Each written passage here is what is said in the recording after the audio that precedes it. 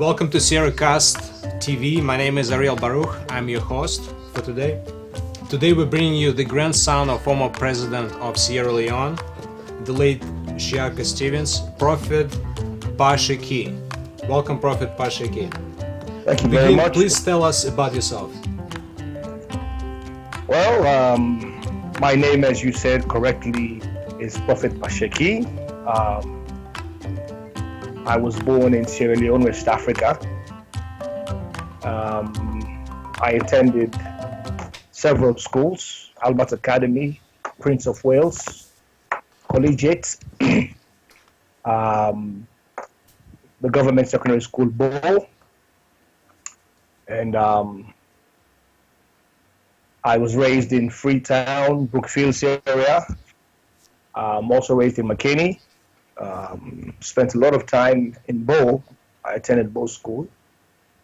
I attended the Union Theological Seminary, where I have 2 doctorates.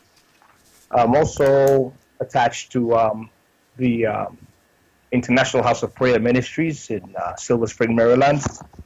Mm-hmm. So I'm a humanitarian, a philanthropist, and so much about myself. So my next question is, can you reconcile the young adult Pa Sheki and the current prophet Pa Sheki? What was your life experiences and what did it teach you? Oh, well, I'm someone who came from the school of hard knocks. As you already know, I grew up in the president's house, mansion. As a kid, I would sleep at State House or the lodge or Kabasa Lodge or wherever. I grew up in opulence. But in 1989, my father sought to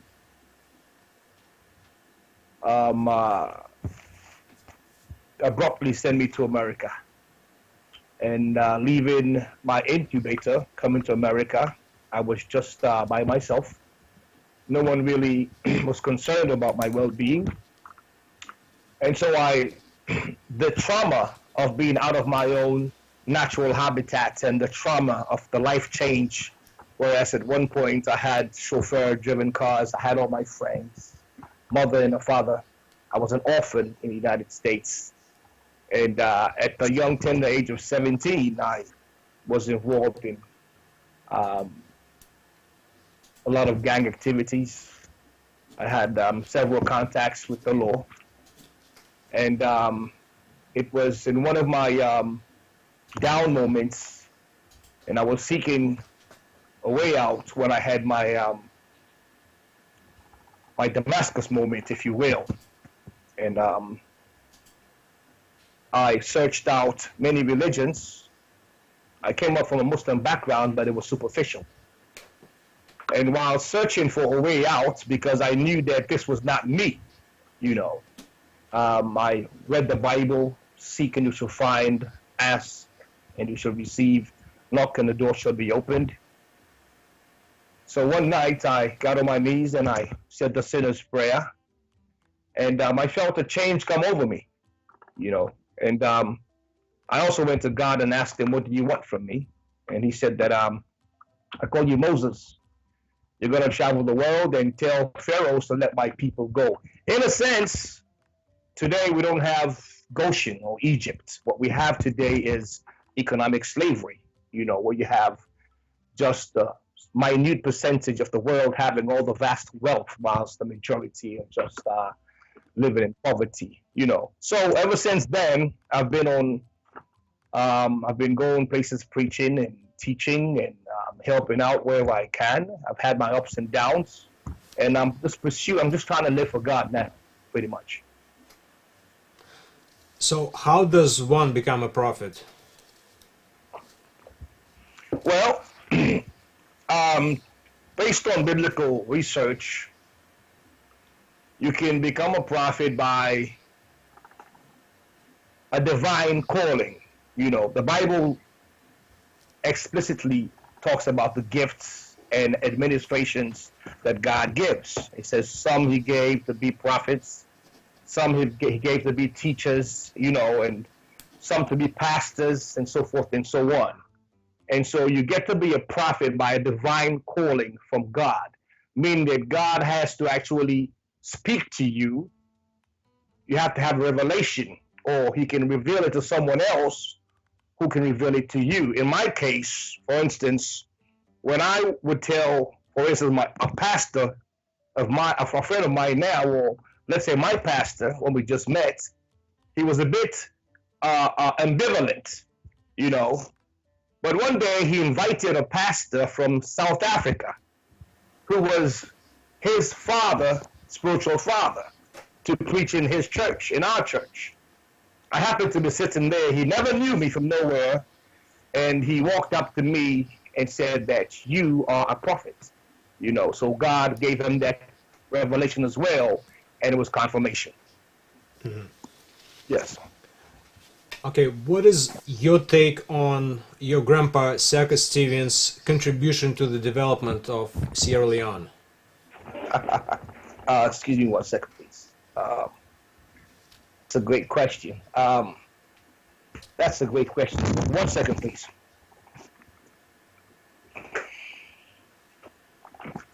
So that's a very interesting question. My take on his presidency is quite different from the majority, because I happen to know the man myself, and also live in his presidency. As a person, my grandfather was a simple man. He was not caught up in the bourgeois lifestyle of affluence. As a matter of fact, I have someone who called me the other day. He said, your grandfather used to visit my father in Kono. My father was a chief.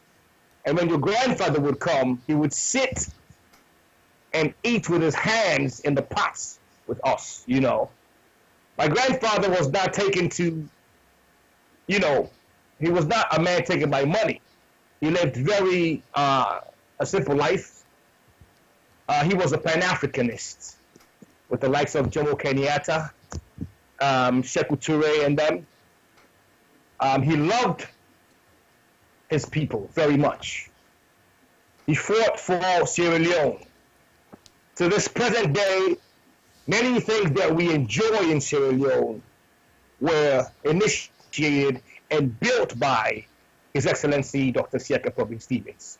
You can go from the U building, so this national stadium, to bridges, the Mano River. So much he did to put Sierra Leone on the map. No other president has done what he did. Our previous president, Ernest Bai Koroma, came and just took the baton, But even without Sheki Stevens, there would have been no Ernest Koroma. There would be no APC party. Mm-hmm. So that's my take on him.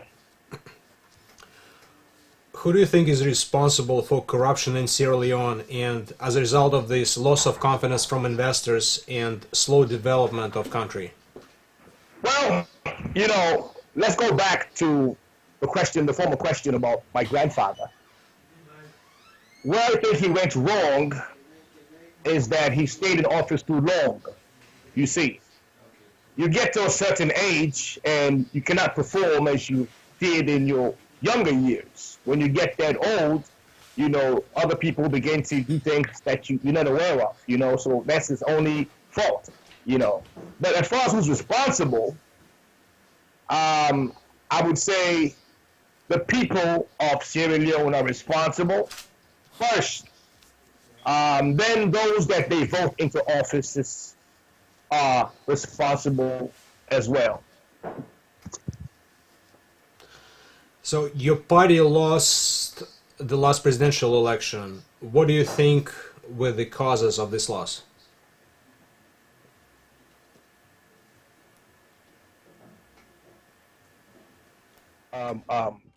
Conspiracy theories. My take is that the leadership of the All People's Congress was had a jaundiced vision, was not far-sighted, was weak, and that's why we lost the election to the Sierra Leone People's Party. That's why I think because the president, sad to say, our great president, Ernest Bai Koroma, chairman and leader, showed weakness at a time when it should not have showed weakness. That's why we lost. And in a sense, we did not lose the elections, legally speaking. You know, we lost via dubious means. And if our president was a stand-up kind of guy, this would have never happened.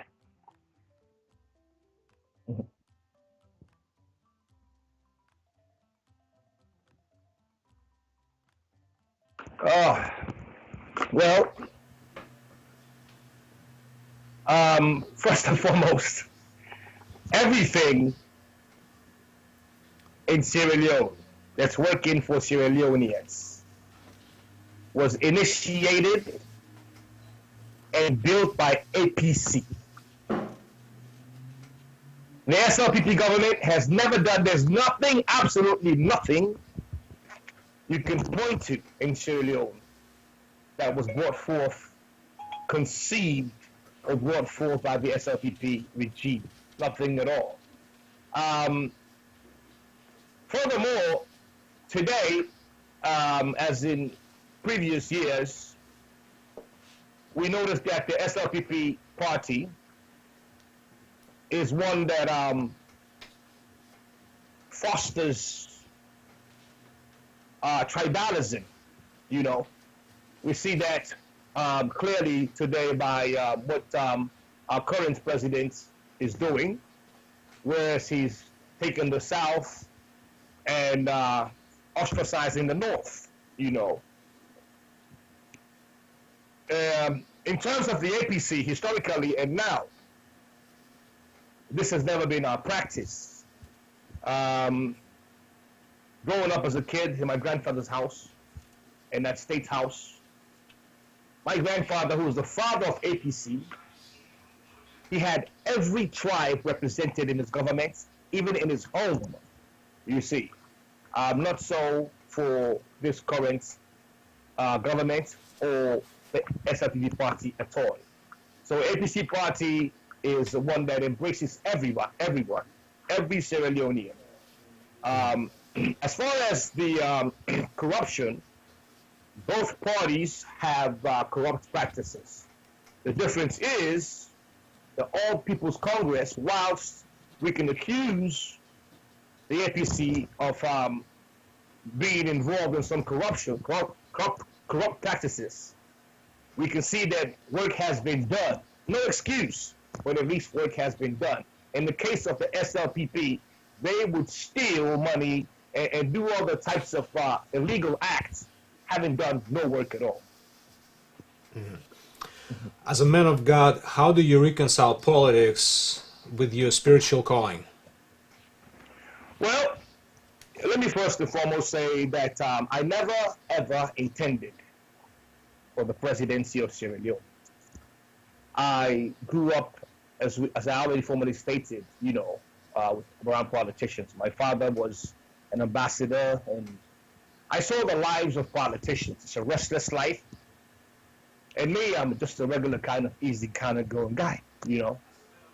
And I thought that I would travel the world as a missionary or as a humanitarian like Mother Teresa, speaking to governments and going to downtrodden, pleading the cause of the marginalized and the oppressed.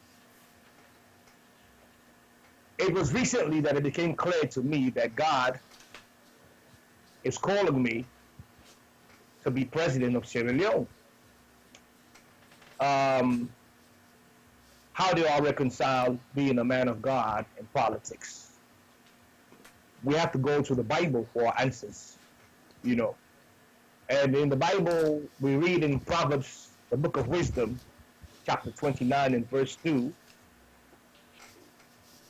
I quote, "When the righteous are in authority, the people rejoice. When the wicked are in authority, the people mourn.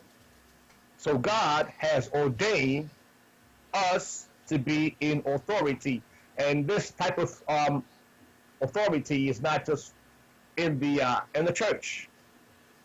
It's in every department of life, you know. So this is how I reconcile the two, you know. So if you run for president and hypothetically become a president, um, how will it affect the dealing with problems that may be of religious nature? Since you involved with the Christianity, and Sierra Leone is predominantly a Muslim country, how would you be able to resolve those conflicts between different religions? Well, you know, the thing about being a president is that I'm being a president of Sierra Leone and not a president of a church body. You know, I think it was Dr. John F. Kennedy that said the same thing in one of his speeches, that he was going to be not the Catholic president, but a president of the United States of America. So, of course, what the difference with me being president is that the fear of God is that which controls my daily activities. I am far from being perfect, but the fear of God and knowing that God called me to go into that office, that'll be the wind behind my sails, you see. So with this, you can be a Muslim, a pagan, a Scythian, or what have you. I am here to ensure that each man has justice. Mm-hmm. Yes. When and where did you declare that you will run for president of Sierra Leone? I declared this post the elections, the past elections. You know, I think I declared it on social media. I have a very thriving social media account, site with many followers. I also declared this in my church, you know, and also to a gathering of pastors from the D.C., Maryland, and Virginia area. This is also declared in the APC party office as well in Sierra Leone.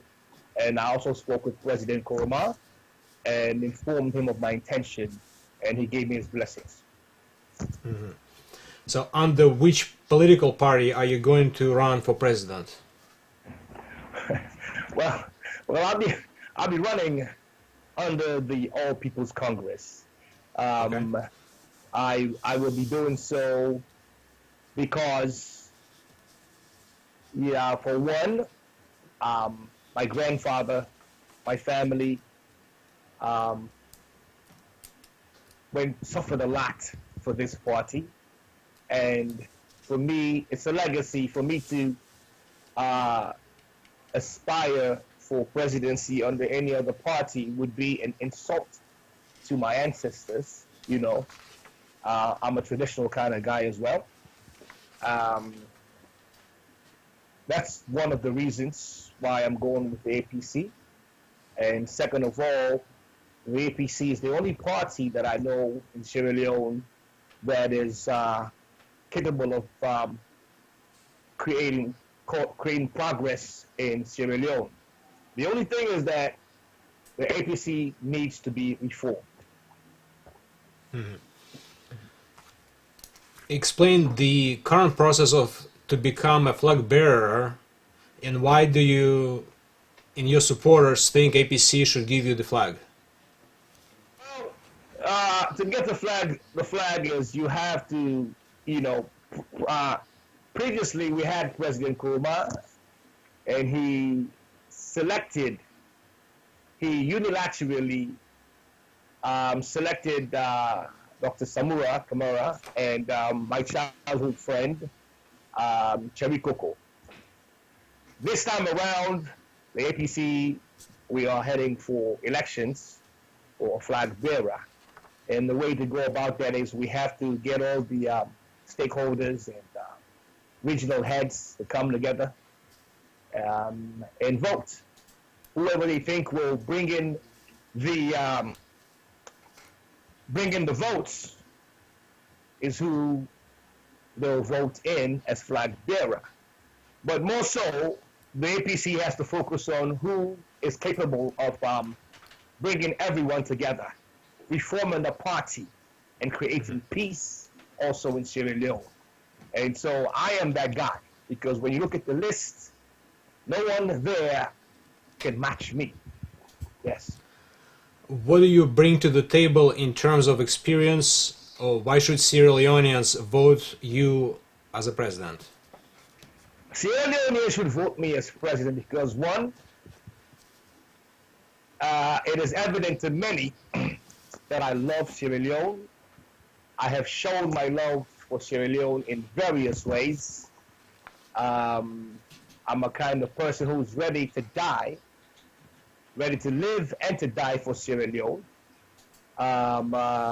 They should vote me in because I am a kind of guy who I see myself as regionless. In a sense, my father hailed from Rukula in the north by way of McKinney. My mother is from the south, you know. And I was raised not knowing the difference between UB, Mende, Limba, Timni. You see, I have no such motivations, you know, tribal motivations, regional motivations. That's a point right there. Another point is that I know what hardship is, you know. If you're born in hardship and you live in hardship, you really don't understand what hardship is. But if you were born in affluence and then you got to a life of hardship, then you know the difference. You know, for instance, if you were born walking bare feet, that's all you really know. But if you had shoes for a while, walked with shoes, and then all of a sudden you became poor and you start walking bare feet, you know what poverty is, what pain is. And God, in preparing me for leadership, you know, in the church and also in politics, He has taken me through the ringer. You know, I've been through it all. I've tasted every bit of life, and I'm equipped to feel the pains of the oppressed. You know, I have a great love for people. You know, I don't believe in what you call taking advantage of anyone. You see, I'm a fair person, and I believe that God will judge me one day. So based on these, and also I'm aware of the way the world works. I've lived in the United States for quite a long time, and I believe that Sierra Leone deserves to have a bit of United States. Yes. So how will you fund your campaign? Well, I ask this question. I say, God is the one who called me to presidency. You see, in an arena where his own ambition called him to be president, the answer can be different. My answer is a bit spiritual. That God who called me for presidency will make a way. Now, what I'm doing is I'm linking up with the church, first and foremost, where I come from, my home, the church, the body of Christ. We believe the same thing. We have been praying for Sierra Leone for years. What I say to them is this. When we are building our churches, we pray to God for wisdom, right? To help us build the edifice. But then we start committees. We might have a bake sale, a fundraiser. You see, we do these things and acquire monies and then buy a piece of land and begin to build our buildings. We just don't pray to God, help us build a church, and sit back and wait for a miracle money to fall from the sky. So in the same vein, when we pray for the betterment of Sierra Leone, to God as we do, then we must strategize how can we go about putting feet to our prayer. So the church must come together and believe in the principles of the Bible, the Good Samaritan for one, and Proverbs 29 too, to ensure that Sierra Leone gets a righteous ruler. You see, so in this sense, the church will begin to fund my campaign, and not just the church, everyone who believes in unity, freedom, and justice. That's how I intend to fund my campaign. What do you think are the current problems in Sierra Leone, and how do you intend to address them? Well, the current problem in Sierra Leone, one is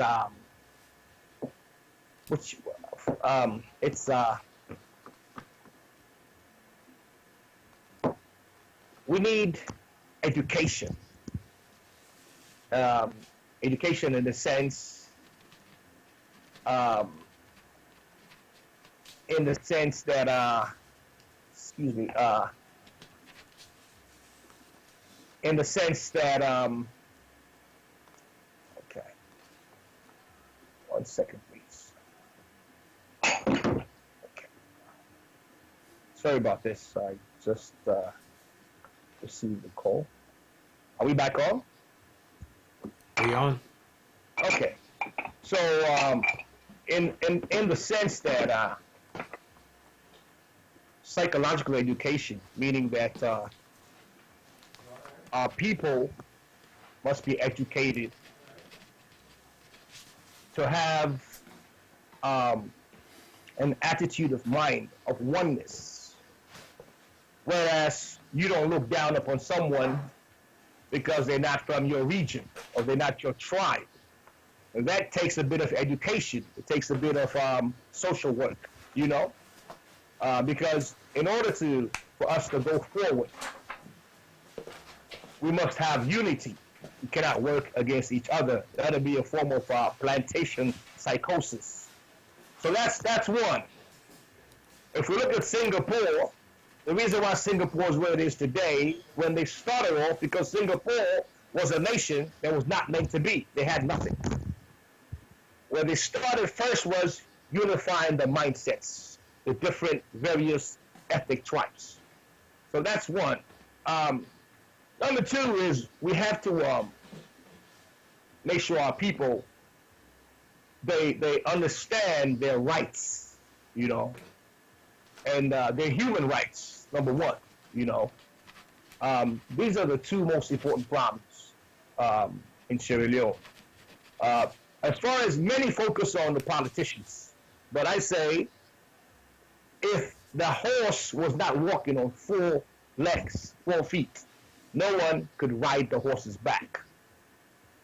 It is the people who make the politicians. This is a democracy. Power to the people, and the people, because they lack certain, they have certain tainted ideologies, it produces bad leaders. My next question is, when was the last time you were in Sierra Leone, and what did you do for community? How did you engage in the community service when you were in Sierra Leone? Well, since coming to the United States, I have not been back to Sierra Leone. But nevertheless, you see, in my lifetime here in America, I've seen different kinds of Africans or different kind of foreigners. You have the kinds that come over here and they want nothing to do with their country anymore. For good reasons. I have a coworker who he was a politician in Brazil. Now he wants nothing to do with politics in Brazil. And when you ask him, he tells you about how the people don't want a good leader. And he has very good reasons. But some of us, we're tied to Sierra Leone. You can move us to the moon, and our hearts are in Sierra Leone. That is my case. You see, being here in the United States, I'm involved in a charity where we send wheelchairs for amputees. I've been doing that for almost 7 years now. I have sent over, I think the last count was about 900 specialized wheelchairs for our amputees. I speak as a talking head on social media against issues. Financially, I can't count how much money I am sending almost every week to various mosques, churches, soccer organizations. I pay school fees for kids that I don't even know. They call me and they say, look, I have no mother or father, or I have a mother, and I'm about to, lose my education.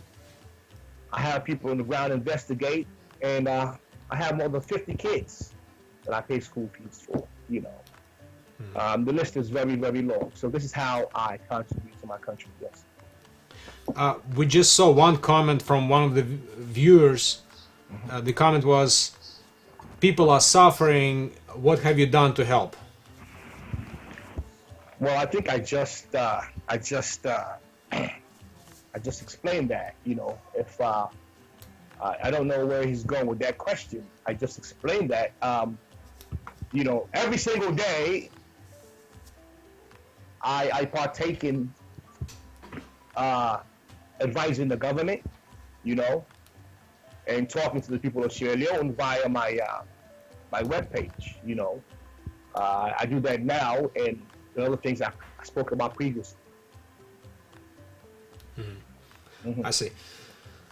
Okay, so one more thing. Let me say one more thing here.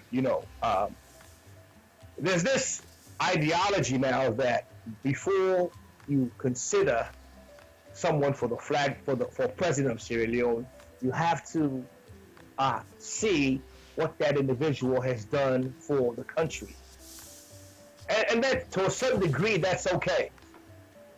But I would like you to know that I had a call just the other day from a Nigerian businessman who deals in oil. He's a billionaire, and he offered to fund my campaign provided when I become president, I do such and such and such for him. Pretty much is bleed my country. So those of you that have that mindset, that what has this individual done for Sierra Leone, or he hasn't done much, I want you to keep this in mind, that there are people around the world ready to fund someone's campaign, put them in office, just so they can get kickbacks. Let's keep this in mind. If you could sum up current government work for the last year since they won election, how would you sum up their progress? Well, I have to say again, the current president, the last question you asked, let me just include the current president there. What did Mada Bio do for Sierra Leone, our current president? For those of you who say the basis or the prerequisite for someone to be president or for you to vote for him, you must look at what he has done for the country. What exactly did Mada Bio do for Sierra Leone? You see, he has a clear record of running off with $18+ million, betraying his military oath, involved in mass murder, unlawful killings, unlawful imprisonment. And what is he doing now? You see. So now back to your question here. What was your question again? I'm sorry. If you could sum up the current government work for the last year, how would you sum up? I would sum it up as for lack of a better word, incompetent people in important positions. You don't come into office and you spend all this time chasing after the previous regime. You try to take things from where you met them and move forward. You know, this government has been doing nothing but intimidating, harassing, destroying the lives of people. You know, the president is now on his 34th trip overseas, whilst he's crying about the country not having any money. He's spending millions of dollars on these trips. His wife and children are throwing out dollars everywhere. You see, so there's nothing to clap, to applaud this regime for so far. You know, and I believe that this regime will end the way it's done. What is your take on current economic policies, and specifically on a reduction of inflation and increasing value of domestic currency? Well, my own policy is this. I believe that our country, the government is the biggest employer. There are literally little or no private sector, jobs or business. I believe that as president, I would be going out to foreign nations and these donor partners and having a sincere talk with them, that they invest in our countries, bring businesses to our countries. We want to see our people get jobs. I want them to bring Volvo, bring Mercedes factories to Sierra Leone, invest in Sierra Leone the way America invested in Mexico. I think in 1995 they had the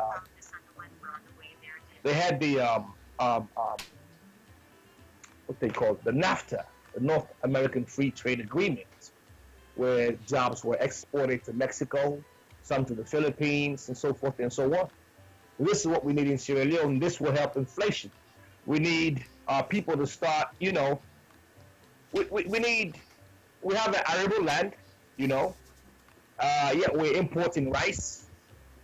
With all the timber we have, we don't have any toothpick factories. So we need to, bring business into our country. We need to get back to manufacturing. So how would you do that? Well, I just explained that to you how to do that is literally speaking to the hearts of these multi-trillion-dollar economies. Literally speaking to their hearts from a man of God's perspective. Speaking to their heart that if you guys are really, really concerned about helping Sierra Leone, helping Africa. Let's take England, for example. The UK benefited from us. They had us in captivity for years, and not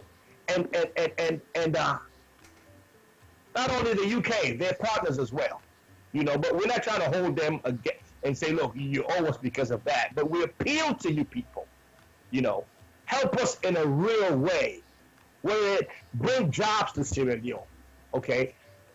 Invest in our country. Our people need work. Today we have the Chinese coming to Sierra Leone, but they bring their own people to do the jobs, you see. We need our people to stop being idle, you see. This is what I plan on doing, and we get funding. I plan on giving out, they said previously that they were giving out micro loans, and the micro loans didn't work. I will continue that. I will continue that. Yeah. What is your policy in terms of taxation? It seems like some of the taxes are extremely high, so it's very difficult to import equipment, especially manufacturing equipment. Okay. Let me say this, that as a leader, as president, I didn't study every aspect of government. No one has. Some study finance, some study foreign relations, and some study social issues and so forth and so on, So what I intend to do is to have a team that is experienced in those vital areas of government, and not only experienced, but who are also principled. You see, the issue with Sierra Leone is not that we don't have experienced people, we do, but we don't have principled people. That's the problem. We don't have leaders who give back what you call repercussions for bad actions. They reward bad people, and when you reward bad people, this thing it exacerbates, it metastasizes. You see, so experience has not been the problem. Qualification has not been the problem in Africa. We have learned people. It has been leadership. So I cannot answer all your questions in these various departments. What I am is to ensure that these qualified individuals are put in offices. I expect the best from them. So when do you plan to assemble this team? What is your timeline in terms of putting together the team? Well, I am as we speak, looking at several individuals right now, and I have my eye on several individuals. One is Suleiman Fona, who's out in Australia. One is even Dr. Samura Kamara. I have many right now and more to come. But once again, the issue is not competence; it's just leadership. Leadership. For instance, in the past government, with all due respect to APC and our former leader, our former president rewarded a minister who stole money from the Hajj in the holy month of Ramadan. People who had to go to Mecca, he stole money. He took him out of one office, so-called, terminated his employment, but then hired him in another office. So these things we're seeing going on in the APC party, and this is not good for leadership. It's not good at all. In my government, there will be repercussions for the police force, the military, and any arm of government that is trying to defraud the people of Sierra Leone. As a grandson of a former president, how are you going to create your own political brand and differentiate yourself from your grandfather? That's a great question. Ever since I announced my intentions, I've received so many calls from varying kinds of people. Some say to me, for many years I've been looking for a relative of Shaka Stevens to run for president because he was a great man.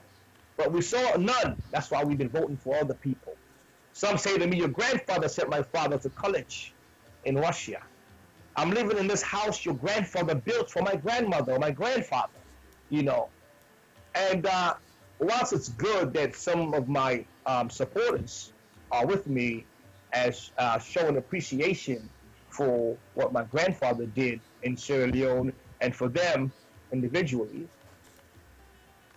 I want the people of Sierra Leone to see me as a better version of Shaka Stevens. A better version of Shaka Stevens. Yes. Yes. I see. How can people reach you? Do you have a website, Facebook account? Yes, what is the best way to reach you? The best way to reach me is you can find me on Facebook. I have a group called Friends of Pa Sheki. You can also find me at my WhatsApp phone number, which is 240-701-1176. If you call from outside the United States, country code is 001. 240-701-1176. Okay, so we wish you much success in your run for president of Sierra Leone. We hope people of Sierra Leone will appreciate your hard work and dedication to improve the lives of Sierra Leoneans. And this is the end of our broadcast. Thank you for joining us.